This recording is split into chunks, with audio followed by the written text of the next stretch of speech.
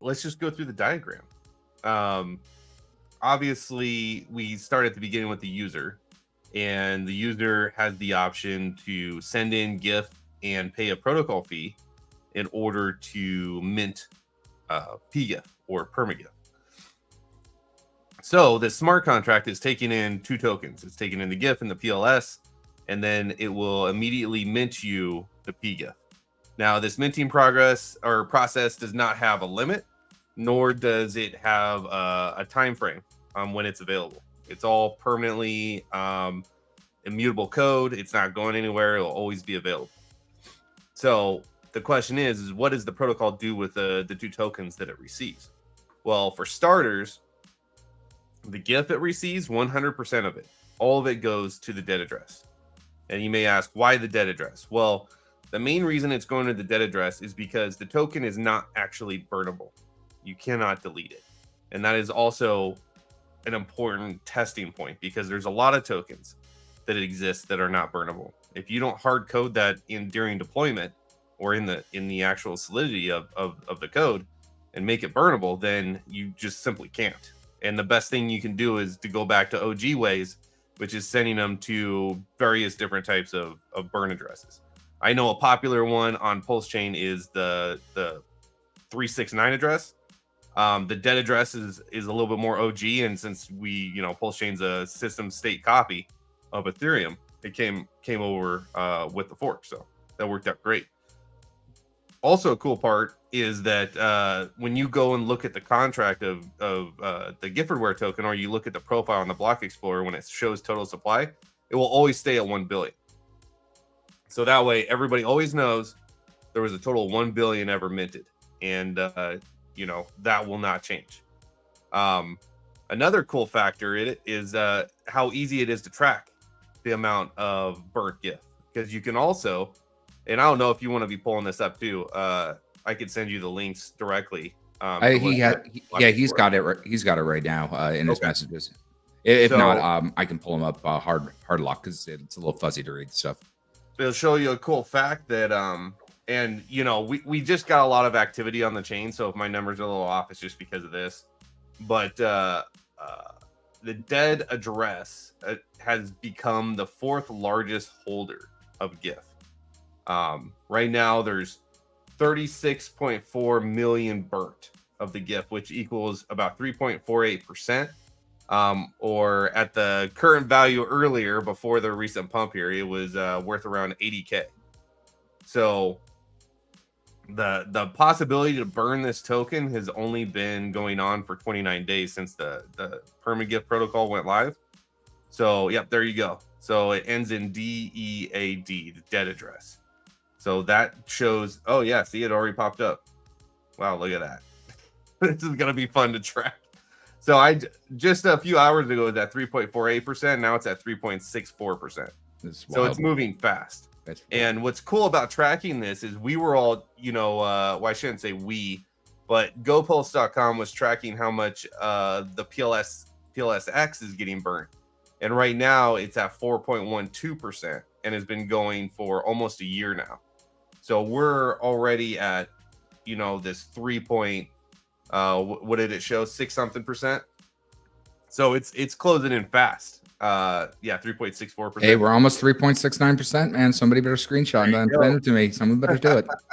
And then the protocol turns off and never works again, right? That's the end. That's right. That's right. Over. Yeah, trapdoor. Yeah. No, this is gonna be fun to watch. I can't wait till it gets to be the top holder. So that's pretty sweet. I think that's a pretty sweet way to track all the burns. By the way, everyone, that's not the right way to do it. Do not do that. Well done. That's not how that works. I gave him a good bribe for that. I gave him a good bribe. Sorry, go ahead. No, you're good. So, okay, so that covers that. So now jump back over to the wireframe there. There you go. Okay, so then, so that's what happens to the GIF. So then the question is, what happens to the PLS the protocol receives? Well, for one, 10% goes to the GIF OA address, right? Enough said there. 90% of the PLS goes to the Perma-GIF buy and burn smart contract. So this is the majority of the economic energy that comes in via Pulse. And what does it do there is it pulls up within this buy and burn address, and it is publicly callable. So anybody can call the function via. Right now, you'd actually have to write a script to run it, but we're working on that. So you're able to call it, and it will go on and it will buy whatever the limit is on the amount of PLS per burn that is currently set, and then it just needs to follow the frequency of what's currently set to. The process of which it does this is it actually interfaces with PGIFF on the back end, which is incredibly fast. Like wow, like this is like the only way to really be using PGIFF. It feels like to me these days is it takes a couple of seconds. You're not really waiting very long for the quotes to come back and that sort of thing. So it's really cool. And PGIFF has been updating and upgrading quite a bit over this last 8 and 9 months that it's been live.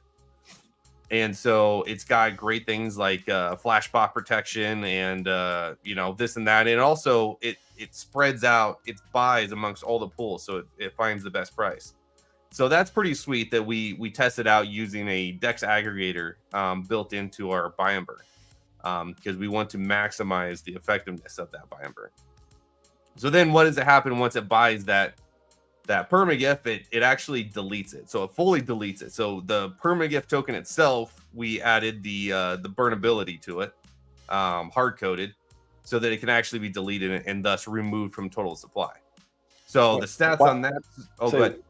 I mean, I think you're maybe leading into it, but like, why is that important? Explain to like why do that versus anything else? Like, why is that good for the protocol? Okay, well, let me read the stats and then we'll go into that, just because it kind of feeds into that, right? Yeah. So when this contract went live, there was 0 PGIFF pre-minted. So there 0 existed. Currently, and again, this probably just spiked up again. So if you can pull up the PGIFF block explorer, if you got that handy. And while he's doing that, someone just took a tasty arb from 60 PGIFF down to 54, and it's tasty. Wild. It's so wild. It was thirsty, right? Oh, stay thirsty, my friend. Stay arb thirsty. So there you go, max total supply. So now there's 30 million, so a little bit higher than what I had recorded earlier. So there's 30 million PGIFF. So the reason why we wanted to make it actually burnable, or the ability to delete itself, is to see what the how that kind of affects the market cap in particular, and how that kind of bounces around. So let's see here. So let's say that and see, these numbers are probably off. So it's probably around 7 million so far has been bought and burned. And the way you can figure this out is you simply just take the total amount of GIF that's been burnt, and because it's a 1-for-1 copy, or you get it 1-for-1 for PGIF when you go to do the burning, right? You know that the total amount burnt, the 36 million or 37 million, whatever it is now, you know that much PGIF was created. And then all you got to do is minus what the current supply of the 30 million you see there of PGIF, and that tells you how much was actually burnt. So the amount that was actually burnt should be around 7 million, which probably equals around 20% of its current supply.